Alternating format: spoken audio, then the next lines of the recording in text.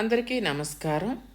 కార్తీక మాసం 11వ రోజు పారాయణం, 11వ అధ్యాయం. ఇది విన్నవారికి శివానుగ్రహం తప్పక లభిస్తుంది. ఓ మహారాజా, కార్తీక మాసంలో శ్రీహరిని ఎవరైతే అవిసె పూలతో పూజిస్తారో వాళ్ళకి చాంద్రాయణ ఫలం కలుగుతుంది. గరికెతోనూ కుశలతోనూ పూజించేవాళ్ళు పాప విముక్తులై వైకుంఠం పొందుతారు. చిత్రవర్ణ వస్త్రాన్ని శ్రీహరికి సమర్పించిన వాళ్ళు మోక్షం పొందుతారు. కార్తీక స్నానం ఆచరించి విష్ణు సన్నిధిలో దీపమాలికలు ఉంచేవాళ్ళు, పురాణ పాఠకులు, శ్రోతలు కూడా విగత పాపులై పరమపదాన్ని చేరుతారు. ఇందుకు ఉదాహరణగా వినినంత మాత్రాననే సర్వ పాపాలను నశింపజేసి ఆయురారోగ్యదాయిని అయిన ఒక కథను వినిపిస్తాను విను. మందరోపాఖ్యానము. కళింగ దేశీయుడు అయిన మందరుడు అనే ఒకానొక బ్రాహ్మణుడు స్నాన సంధ్యా వందనాల అన్నింటినీ వదిలేసి పరులకు కూలి పనులు చేస్తూ ఉండేవాడు. అతనికి పతివ్రత, సర్వసాముద్రిక, శుభలక్షణ సంపన్నురాలు, సద్గుణంతో ఉండటం చేత సుశీల అని పిలువబడే భార్య ఉండేది. భర్త ఎంత దుర్మార్గుడు అయినా కూడా అతని పట్ల రాగమే తప్ప ద్వేషం లేనిదై పాతివ్రత్య నిష్ఠాపరురాలు అయి ఉండేది. కొన్నాళ్ల తర్వాత కూలితో జీవించడం కష్టమని భావించిన మందరుడు అరణ్యంలో ఉంటూ ఖడ్గం చేతబట్టి దారులు కాసి బాటసారులను కొట్టి వారి నుండి ధనం అపహరిస్తూ కాలం గడపసాగాడు. ఆ దొంగ సొత్తును ఇరుగు పొరుగు దేశాలకు తీసుకొని పోయి అమ్మి ఆ సొమ్ముతో కుటుంబ పోషణ చేసేవాడు. ఒకసారి దొంగతనం కోసం దారి కాసి ఉన్న మందరుడు బాటసారి అయిన ఒక బ్రాహ్మణుడిని పట్టుకొని అక్కడి మర్రి చెట్టుకు కట్టివేసి ఆ బ్రాహ్మణుడి డబ్బులన్నీ అపహరించాడు. ఇంతలోనే అటుగా వచ్చిన పరమ క్రూరుడైన ఒక కిరాతకుడు దోచుకొనిన మందరుడిని, దోచుకోబడి బంధితుడై ఉన్న బ్రాహ్మణుడిని ఇద్దరినీ కూడా చంపేసి ఆ ద్రవ్యాన్ని తాను అపహరించుకుని వెళ్ళబోయాడు. కానీ అదే సమయానికి అక్కడి కిరాతక మందర బ్రాహ్మణుల నుండి వచ్చే నరవాసనను పసిగట్టిన దగ్గరలోని గుహలో ఉన్న పెద్ద పులి గౌండ్రుమంటూ వచ్చి కిరాతకునిపై పడింది. పులి తన పంజాతోనూ కిరాతకుడు ఖడ్గంతోనూ ఒకరినొకరు కొట్టుకున్నారు. ఆ జగడంలో పులి, కిరాతకుడు కూడా ఏకకాలంలోనే మరణించారు. ఆ విధంగా మరణించిన బ్రాహ్మణ, మందర, పులి, కిరాతకుల జీవులు నలుగురు యమలోకం చేరి కాలసూత్రం అనే నరకాన్ని పొందారు. యమకింకరులు ఆ నలుగురిని పురుగులు, అమేధ్యముతో నిండి ఉన్న రక్త కూపంలో పడేశారు. ఇక భూలోకంలో భర్త మరణవార్త తెలియని మందరుని భార్య అయిన సుశీల మాత్రం నిత్యం భర్త ధ్యానం చేస్తూ ధర్మవర్తనతో, హరిభక్తితో, సజ్జన సాంగత్యంతో జీవించసాగింది. ఒకనాడు నిరంతర హరినామ సంకీర్తన తత్పరుడు, అందరిలోనూ భగవంతుణ్ణి దర్శించువాడు, నిత్యానంద నర్తకుడు అయిన ఒకానొక యతీశ్వరుడు ఈ సుశీల ఇంటికి వచ్చాడు. ఆమె శ్రద్ధాభక్తులతో అతనికి భిక్ష వేసి, అయ్యా, నా భర్త కార్యార్థి అయి వెళ్ళి ఉన్నాడు, ఇంట్లో లేడు, నేను ఏకాకిని, ఆయన ధ్యానంలోనే కాలము గడుపుతున్నాను అని విన్నవించుకుంది. అందుకు ఆ యతీశ్వరుడు, అమ్మాయి, ఆవేదన పడకు, ఈరోజు కార్తీక పౌర్ణమి, మహాపర్వదినం.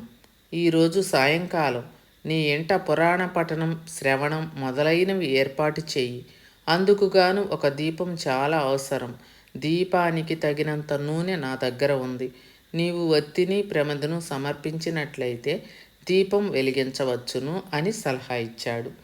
ఆ యతిశ్రేష్ఠుని మాటలను అంగీకరించి సుశీల తక్షణమే గోమయంతో ఇల్లంతా పరిశుభ్రం చేసి 2 వత్తులను చేసి యతీశ్వరుని దగ్గర నూనెతో వాటినే వెలిగించి శ్రీహరికి సమర్పించింది.